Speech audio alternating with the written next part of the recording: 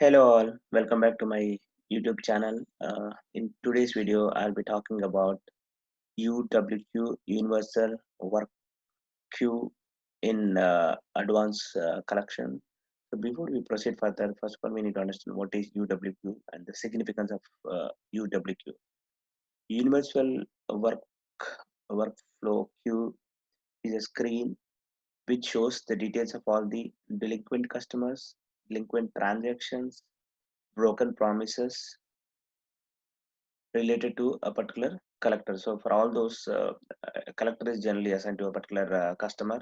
So for all the customers which are linked to a particular collector, for those collectors, this particular screen gives the details of all the delinquent transactions, broken promises, and delinquent customers. It will not show the details of all other normal transactions, that is which are not delinquent transactions. So when I say delinquent is nothing but the transactions which are not paid on time. Okay, now let us see how the UWQ screen looks like. Navigate to your collections agent responsibility. So in my current example, I'm in collections agent Reliance Telecom responsibility. Reliance Telecom is my operating unit. Collections work queue.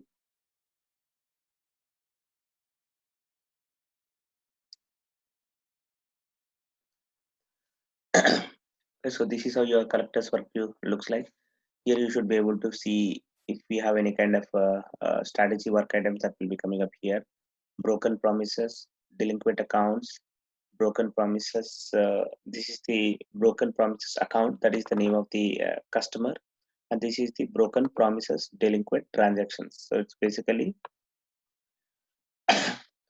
all those broken promises for this particular customer are actually showing up here. Okay, now when I say broken promises, what are broken promises? There is something called promise to pay, which I have explained the significance of promise to pay in my previous video, which is Oracle Advanced Collections Part 3. So if a payment transaction, if the promise to pay transaction is entered with the say date of say 3rd of April, saying that customer will make a payment of particular invoice for an amount of say $10,000, and if on or before April 3rd, if the payment is not made, then that particular payment will be treated as a broken promise. So in this example, I have a list of around 1, 2, 3, 4, 5, 6, 7, 8 broken promises. So that means there are 8 promise to pay transactions which are not paid by the customer on or before the promise to pay date, and hence these are considered as a broken promises. So those broken promises are coming in this screen. So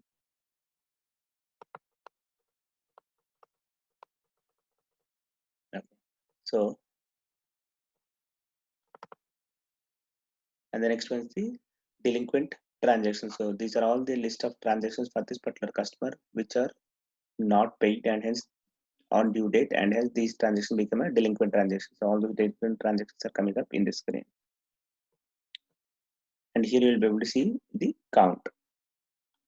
Okay, so now what I'll do is okay, let me, so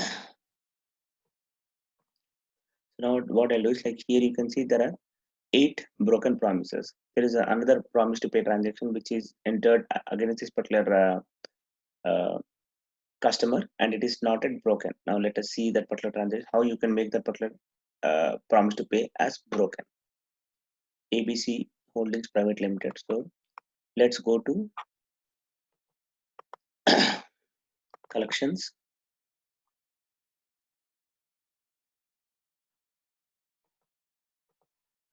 Query for that particular customer. ABC Holdings Private Limited, and go to history. Search for promise. Here you will be able to see all the list of promise to pay transactions against this particular customer. And here you can see promise broken or not. So if you take the first one as an example where the promise is not broken, so that means uh, this particular promise to pay transaction Okay, let me see. Where is the promise date? So this in this example, this is a promise where this particular transaction says that there is a promise to pay transaction against this particular invoice number for an amount of say $10,000, and the promise to pay date is actually 2nd of April. There is a date. Yeah, 2nd of April. Today is 5th of April, but still this particular promise to pay transaction is not broken. The reason being, once the once this particular so in this example, the promise date is 2nd of April 2020. So after that particular date, I should run a program called IEX Promise Reconciliation. Only once the IEX Promise Reconciliation program is run, this particular promise will become broken transaction. So in this being a testing environment, I did not run the particular program. Now let me run the particular program. Once I run the particular program, you should be able to see the promise broken as yes. In general, in a live environment, that particular program is scheduled to run on a daily basis. So in this example, after 2nd of April 2020, if I run the particular program, promise broken will be yes. And now see here, there's one more transaction with a promise date as 11th of April. So even though I run the particular program today, this promise broken will be still blank for this particular record. Now let us see. Let me run that program.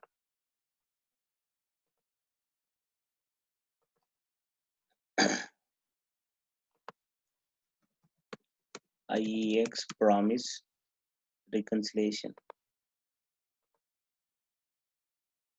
Just leave the operating unit blank. Will not for all the OUs, but currently we are focusing on Reliance Telecom.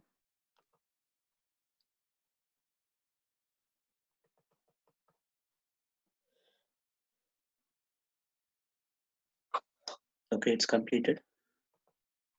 Now let us requery that customer ABC Holding, ABC Holding Private Limited. Go to history, search for that promise to pay transactions.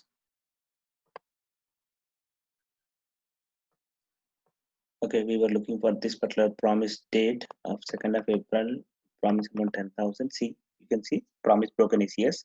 And for the other transaction of 11th of April 2020 promise to pay, the promise broken is still blank. The reason being, it's still not broken promise. So once you run this particular program on or after 11th of April 2020, this particular promise broken will be yes. So this is how your promise to pay transactions will be broken.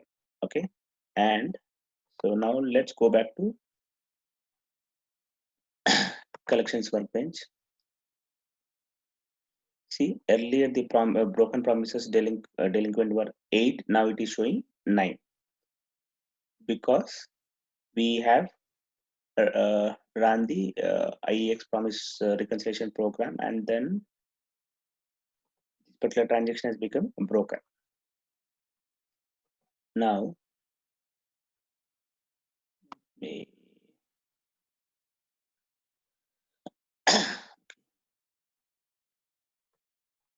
okay.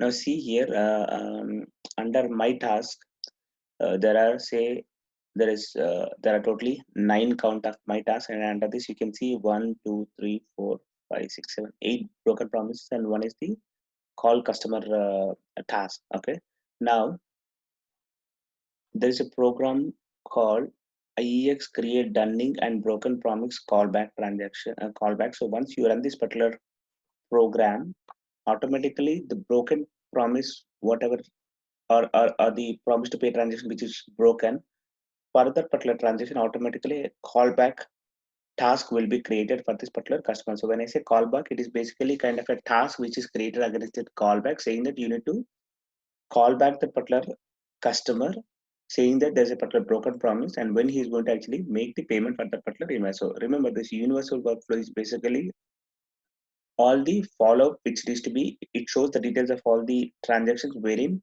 a collector needs to follow up with the customer. So here you can see already I ran that particular program, and hence it has created a task for each of those broken promises. Now I'll run that particular program again now. So for the latest promise to pay transaction which is broken, for even for that particular record, system should create one task here. Okay, now let me run that particular program.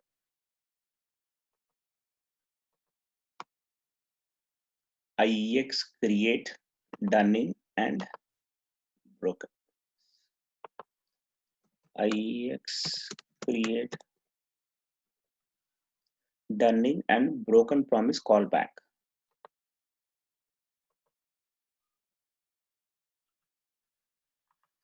Wait for this program to be completed, and once this is completed, go navigate back to the universal workflow, and you should be able to see a task which is being created for the recent broken promise transaction.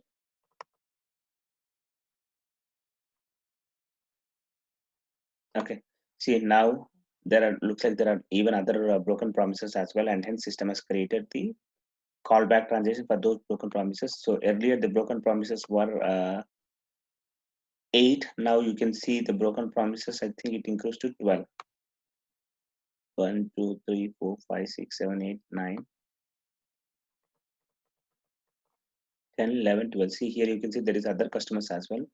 So our broken promises which was created and which is creation date, it is created today. So it could be one of these. I don't know whether it put your cursor here.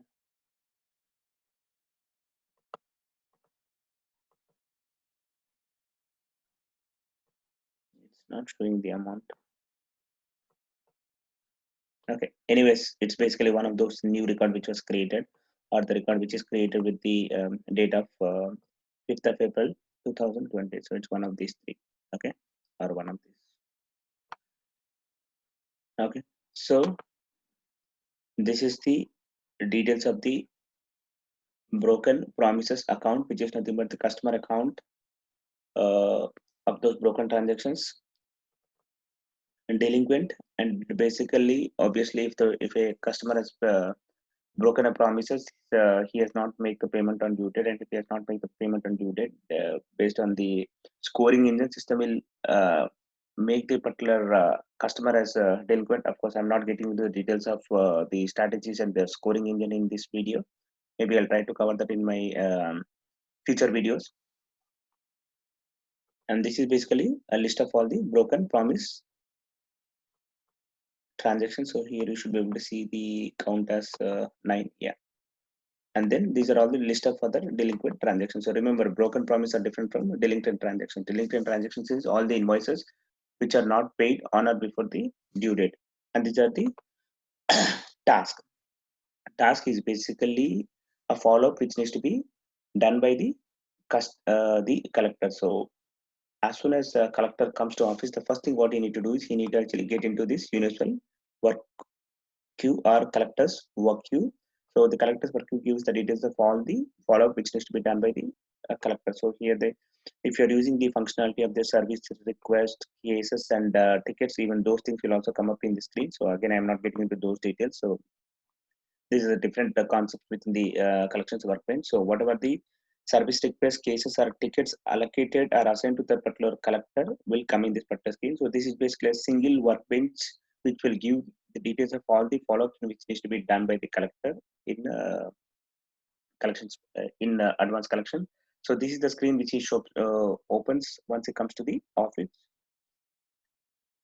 Now let me get into the details of the tasks. So there are different kind of tasks. So there will be one task which will be automatically created by the system for all the broken promises. So if you look at this, like this is basically a task which says that a customer is the collector needs to call the customer saying that this so and so particular transaction is broken. Okay, now look at the basically 13, right?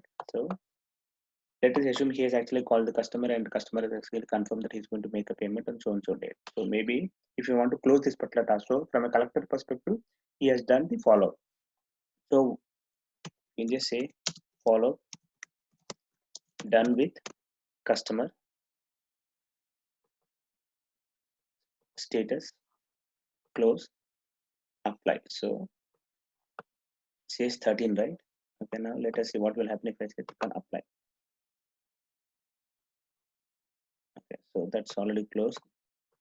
Now let me close this screen and then reopen.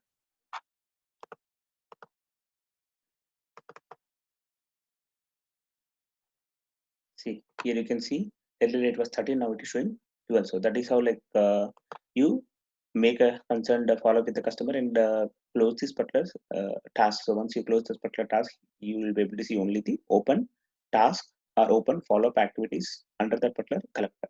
Okay, so these are the system generated what we call task created under the particular collector. Now, if you want to manually create a task, let us assume you want to do a manual creation of the task. So go to collections. In general, these particular tasks are actually created by the collections manager and assigned to a collector, or even the collection agent can also create this task.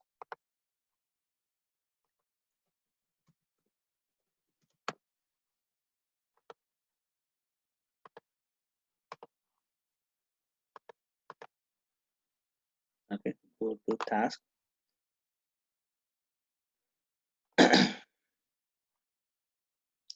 So here you can see that again, in this particular customer, you have different tasks. In general, all these tasks should be related to Varaganti Arvind, because Varaganti Arvind is the collector against this particular customer. But there are some tasks which we can assign for some specific business reason to other collector as well. So if you do that, then these particular tasks will not be appearing under Arvind's collector workflow. So now let me try to create. So that is the reason why if you observe, like this was not appearing in our earlier universal workflow. Now let me try to create a new task here.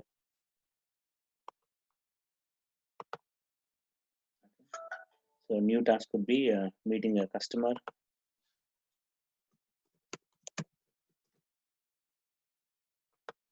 Owner type is employee and owner is Varaganti Arvind. Personally meet the customer on April 10th, 2020 to have discussion about uh, open transactions against this customer. Let me save this. Okay. Now go back to UWQ, your characters work queue. You can see meeting with the customer. Okay. The task is not appearing here. Yeah, sorry, it's appearing here. Yeah, meeting with the customer. And once the particular meeting is completed with this customer, so the agent will come back to this particular screen, enter the comments, and then change status to closed and click on apply, and then this will be disappearing in this collection work. So this is how you can see that the tasks which are created in the collections workbench will be appearing under this universal work. Okay, but there are a lot of other things which you need to understand before you actually see like how the data gets appearing in this universal work queue.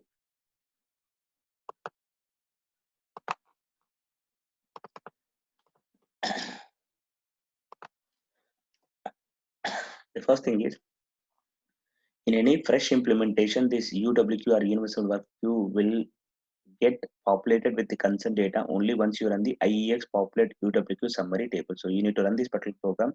It's a one-time program, or I mean, when I say one-time program, this is a program for you need to run initially for the first time. So this program updates IEX DLN UWQ summary table program. Only once this program is run, the data shows up in UWQ. So in a fresh implementation, this is the first step which you need to do. You need to run this particular program. This program picks up the OUs from MO security profile option value. So let me show you that particular program.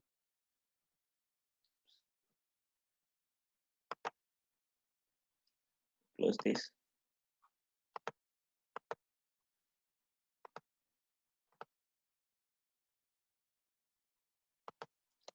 IEX UWQ summary.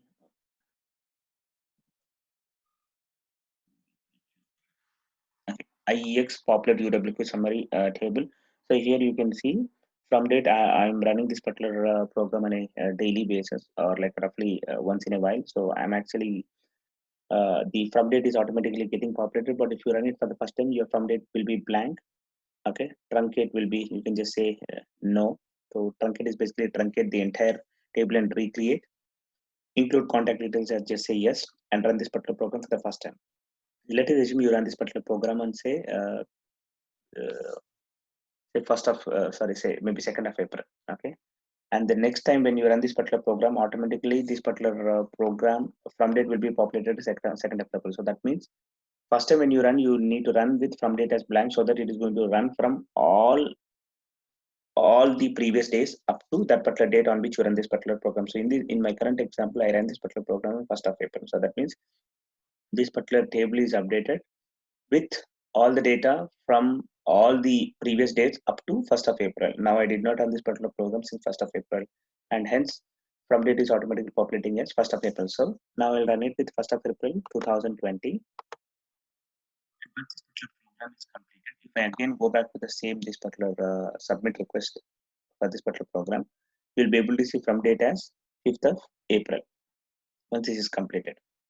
Because system is actually, if it is run up to 5th of April, the next time it will run again only from 5th of April. So because there is actually that the date will be actually stored in a table and then it will run from that particular date.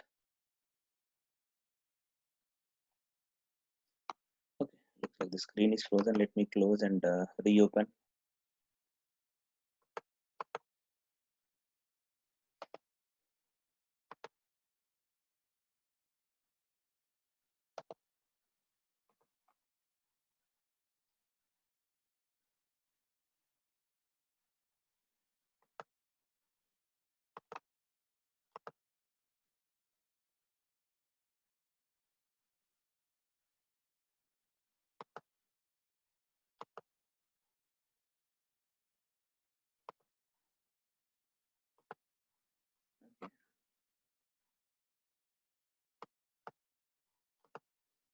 Let me reopen. Of course, we have submitted the program, so hopefully that should have been completed by now. Let me clear cache and cookies and then try to open.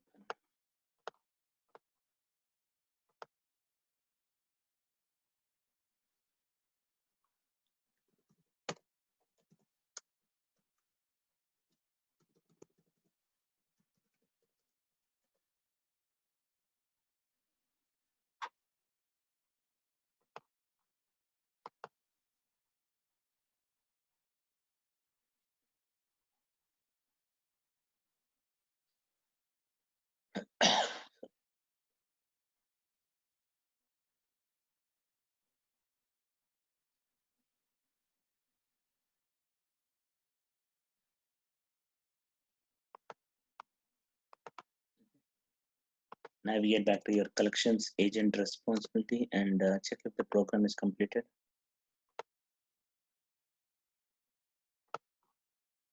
Yeah, IEX populate UWQ summary table is completed. Now, if I again rerun the program, you will be able to see that from date is 5th of April 2020. Okay. So again, the operating unit is basically, it's actually grayed out. The reason being this particular program is actually picking up all the operating units from the MO security profile option. So even though you do not use the MO security profile option in your live environment, you should ensure that as far as running of this particular program is concerned, you should assign a value of MO security profile to that particular responsibility under which you run this particular program, because it is actually picking up the all list of all OU from the MO security profile. If you do not assign any MO security profile, then it will not be able to pick up any OUs and run this particular program. Okay. So basically, I mean, I mentioned that you need to run this particular program only once you run this particular program. Your color UWP, that is Universal Workflow, the what you call screen gets updated with the concern data. But this particular IEX DLN UWQ summary table is, the name itself says it's summary table. It's picking up the data from so many different tables. So the first thing is this particular program picks up the data as follows. So first thing is, as far as the credit summary data is concerned, it picks up the data from ARTRX balance summary table.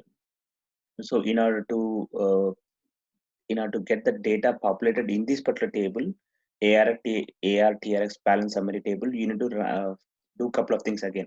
You need to set the profile option AR allow summary table refresh as yes, or maybe are always at a site level or receivables application level. Receivables, not the collections. So in my current case, I have set it as yes against the receivables application level. And once you do this, then you need to run this particular program, refresh AR transaction summary table. This program updates ARTRX balance summary table initially, and as and when the balances are created or paid up, the existing workflow business event should update this particular table. So again, in any implementation project, first you need to run this particular program once. This one refresh AR transaction summary table, okay, and that program is going to update this particular table, and this particular table is used by this particular program. Okay, again, this particular table which is populated by this program gets the data from so many different tables, and out of so many different tables, this first table, and in order for this particular table to get updated, you need to set this particular profile option and run this particular program once. So once you run this particular program, this will be updated, and there are existing workflow business events which should take care of updating this particular table on a regular basis if those business events are enabled. So these are the business events. You need to go to your workflow administrator web applications, this menu, and then query for this business event. So in general, this will be an enabled study, but just to be safe side, you need to double check in your live environment. So these are all the business events which needs to be enabled. Only once these particular business events are enabled, this particular table will get updated on a regular basis. Okay, so that's the first table. And next thing is the your this particular program, this particular table gets the data from this table, and then it's going to get the TCA data from HC parties and HC contact points table. Again, you need not do anything for these particular tables. Delinquency information comes from the IELX delinquencies all and IEX promises table. And in order for these tables to be get updated, you need to run these three, or rather these two programs. IEX scoring engine harness and IEX promise reconciliation. So delinquency information is basically picked up from this particular table, and broken promise information is picked up from this, are being updated by this particular uh, program. So you can see that this is a IEX scoring engine harness. So this is a request. This is to request a transaction scoring engine to score invoices and then create delinquencies. So there is a different scoring engine concept. Again, I'm not getting into those details. So once you run this particular program, we can, depending on the setup, whatever you have done, system creates a score against particular invoice and a customer, and then create a delinquencies. So this should be run with the scoring engine of. So when you run this particular program, there is a scoring engine parameter you need to run with the scoring engine of say 2 in order for the system to create the delinquencies for the invoices. IEX promise reconciliation, which you've seen that this particular program checks the promises and updates the status to broken if the required payment is not received on or before that particular promise to pay date.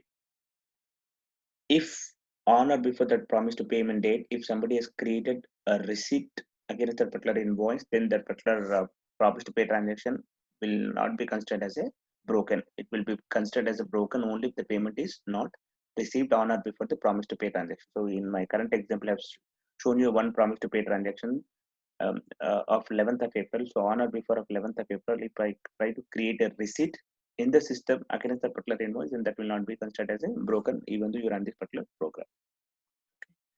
And IEX create dunning and promise broken promise callbacks. Again, this particular program is going to create the task the broken for the broken promises. Again, if you are using a strategy work item, so strategy work item information comes from IEX strategy and work item tables. So and for that, you need to run this IEX strategy management program. So basically, before you run your what do you call IEX populate UWQ summary table program, you need to actually run all these programs. So system Oracle has already given a predefined request set which contain all those programs in a sequence. Okay, IEX promise reconciliation, IEX scoring engine, IEX strategy management, and again IEX pod scoring history table is may not be required. Yeah. So you need to run this request set. Once this particular request is completed, then only you need to run your IEX. Then only you need to run your IEX populate UWQ summary table program. So ensure that in your live environment, schedule this particular request set once on a daily basis. And once that is done, maybe schedule this particular request set. So let us assume if this particular request set is scheduled daily night, it's 11 p.m. Maybe try to schedule this particular program at say 11:30 p.m. Okay. And the last important thing is UWQ shows the data in functional currency. Obviously, the invoices are created in different entered currencies, but this particular UWQ shows the data only in the functional currency. It doesn't show the invoices in the entered currency. And for all those invoices which are in different entered currency, system uses the IEX default exchange rate profile option value for converting those numbers into functional currency. So under IEX default exchange rate type, you specify the exchange rate type, whether it's a spot exchange rate type or a corporate exchange rate type. And on that particular date, when you actually open your collections performance at UWQ, it converts all those numbers into the functional currency using the exchange rate date of that particular date and exchange rate type of the profile option value, which is assigned under IEX default exchange rate type. And the UX shows only delinquent transaction. If the transaction is not delinquent, then it will not show. It will show only the delinquent transaction. It will not show all of the normal transactions. And these are all the important profile option values: IEU queue account view delinquencies, IEU queue account view promises, IEU queue account view strategies as yes. So if you do not set it as yes, then you will not be able to see these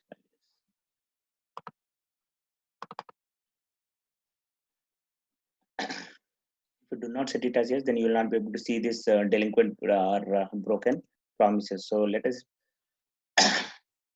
similarly, there are two more profile options: IEUQ delinquency view delinquencies, IEUQ delinquency view promises. So you need to set all these particular profile option value as yes in order to see these items here. Based on these particular profile option values, you are able to see these things.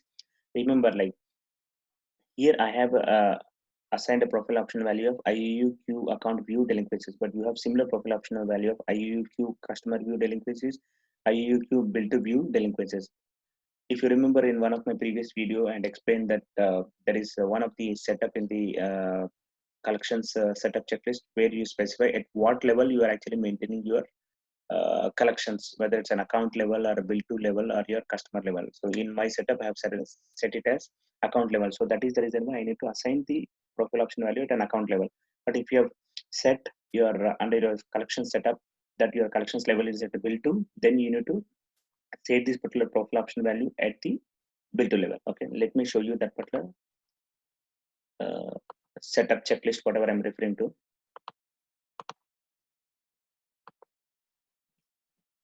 Collections administrator setup checklist.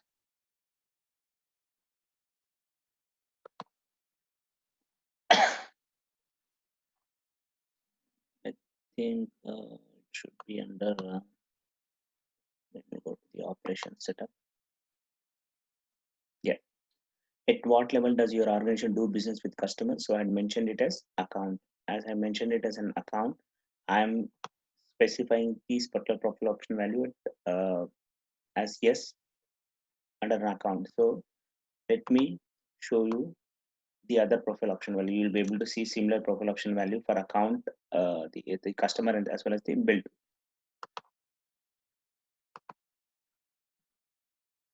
Go to your system option, system response, system administrator responsibility, profile options, and then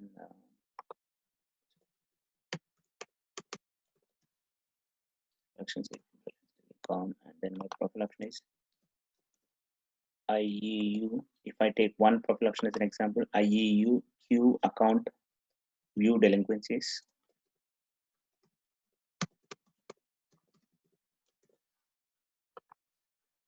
Okay. So here you can see IEU Q bill to view delinquencies customer view delinquencies, account view delinquencies. So I set it as yes for IUQ account view delinquencies because my collections is at the account level. For bill to view and customer view, you can leave it as blank, but I've just set it as no because somebody set it as yes at a site level. So that's the reason why I set it as no. But otherwise, you can leave it as blank as long as at a site level it is blank. Okay. Similarly, you have similar profile options for say IUQ account view promises. IUQ view promises. See again, IUQ account view promise is yes set for account. For bill to view and customer view, I've set it as no, or you can leave it blank if the value is blank at the site level. Okay. Now for IUQ account view promises, I set it as yes, right? So let me set it to say no. Go back to your universal workflow or work queue and see what happens there.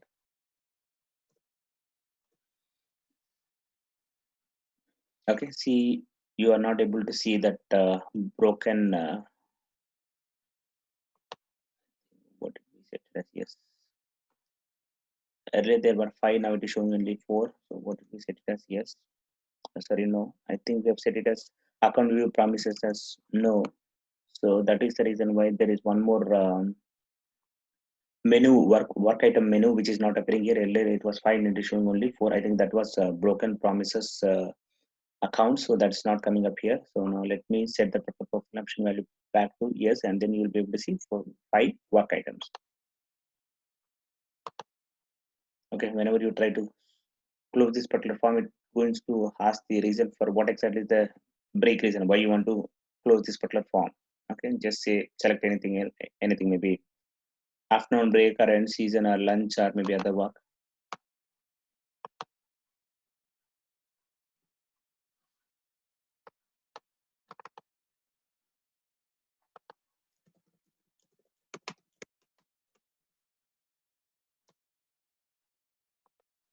IUQ